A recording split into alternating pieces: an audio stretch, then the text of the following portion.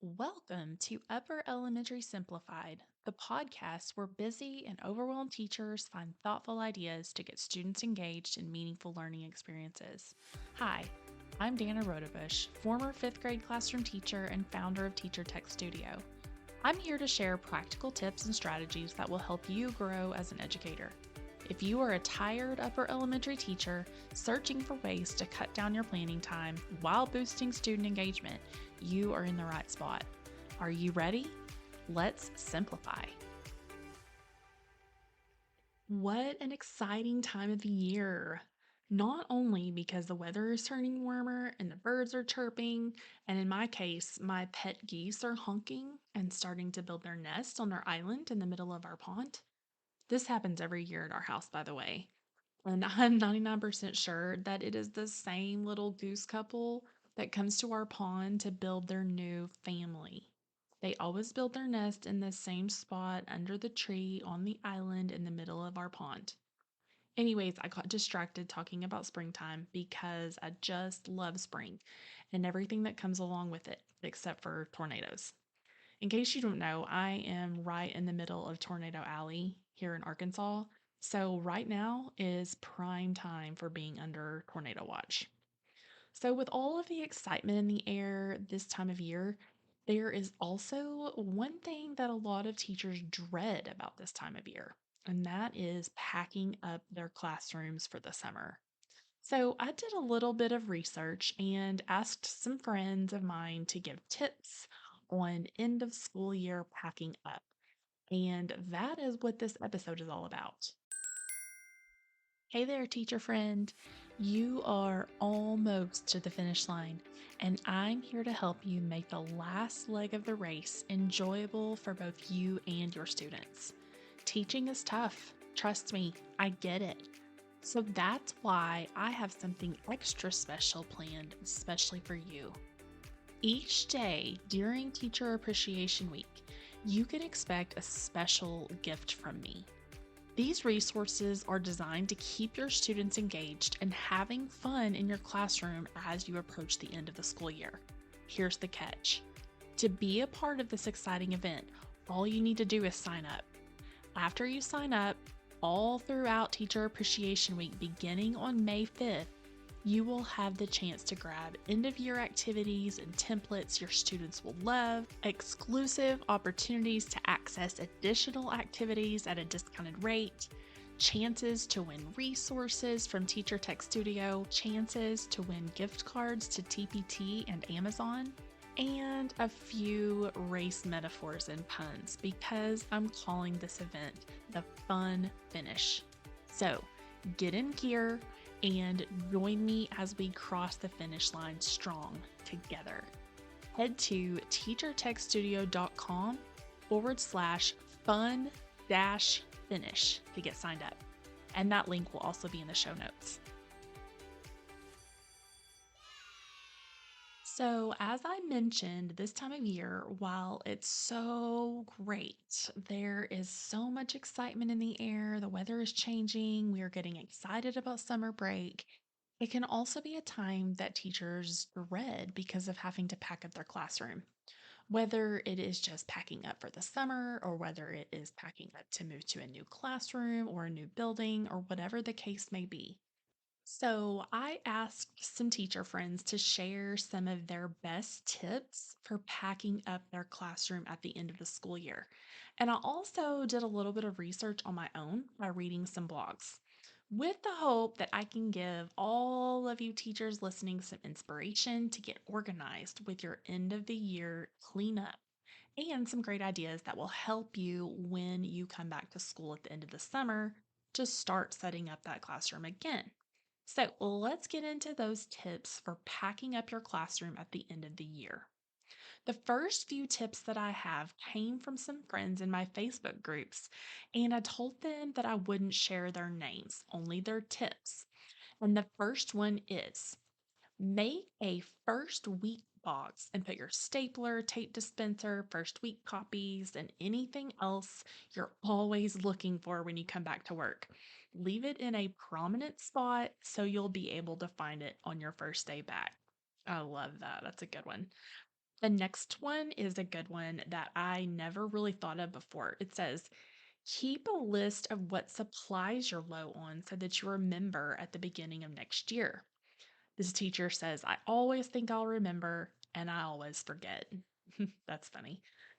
I definitely used to use this next tip, and it says to enlist the kids to help with cleanup and organization.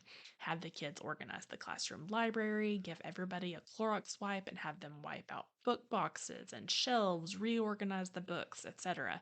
Kids love to help, and yes, they do, especially elementary kids. Another teacher says we have to pack everything up in boxes and our stuff and furniture gets moved out into the hallway. I label each box. I also draw a blueprint style picture on the board of where all of my furniture goes so the custodians know where it goes when they bring it all back in. I love that. When all of my stuff is in the hallway, I use yarn or masking tape to rope off my stuff and clearly label it with my last name. These tips really helped me when I returned to set up my classroom for the new year. Great tips. Another teacher commented, adding on to the first week box idea, I also put an original of each of my standard first week activities in there. It reminds me to go use the copier before the rush begins. I love that. That's a great idea. Another tip is have students help clean out the markers that are dying, sharpen colored pencils, etc., so they are ready to go for next year, and then make a list of what needs replacing. And then this is a really good idea. It says, when I taught fifth grade, I had students write advice notes to future fifth graders that I could then put up as a welcome back bulletin board. That is super cute. I love that idea. And then three other quick tips that I really like are set aside the stuff coming home with you for the summer, make your first week copies and plans before you even leave, and make a map of your classroom layout. And that's sort of similar to what we already looked at. And I really like this organization tip. It can be helpful to label different boxes with different color papers or tape. So, for example, all the boxes for your desk get a pink paper or strip of tape. All the boxes with manipulatives get a blue paper or strip of tape, etc. This way, you can quickly group things into the correct section of the class before unpacking without stopping to read every label. That is genius. And then the rest of the tips that I'm going to share come from my own research through reading blog posts about this topic.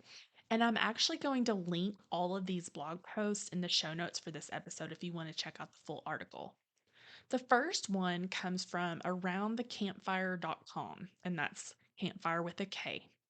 And this one is kind of along the lines of making first week copies, but she suggests to get all of your Meet the Teacher files out and get them all copied and ready before leaving for the summer, which I think is a great idea.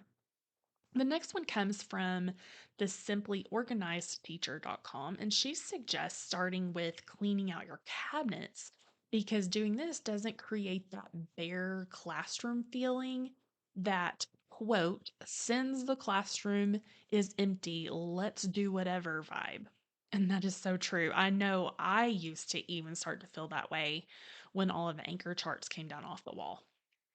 The Clutter Free Classroom blog suggests to not only create a map of your classroom, but to actually take pictures so you can see where everything is at before you start cleaning out, packing up, and moving furniture around. And the last one I'm going to leave you with is actually a suggestion to go and read this entire blog post.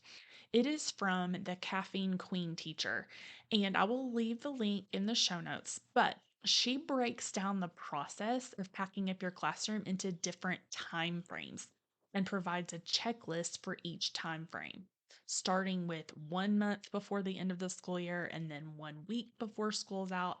And then she breaks down tasks that students can help with, electronic tasks, and then those final tasks to finish off with. She even has some free checklists for your end of the year to dos that you can check out at the bottom of the article. So, there you have it.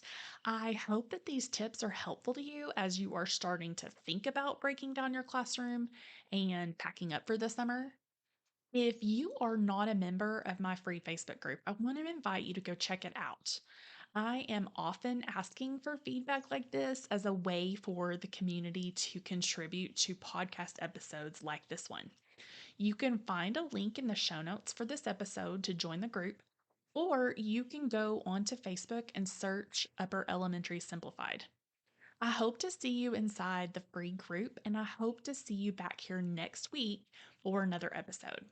Be sure that you are signed up for Fun Finish, which kicks off next week to help us celebrate teacher appreciation. You can also find that link in the show notes. Until next time, keep life simple and have a great week. Thank you so much for listening to this episode of Upper Elementary Simplified. I hope you are able to take away something useful that will help you grow as a teacher.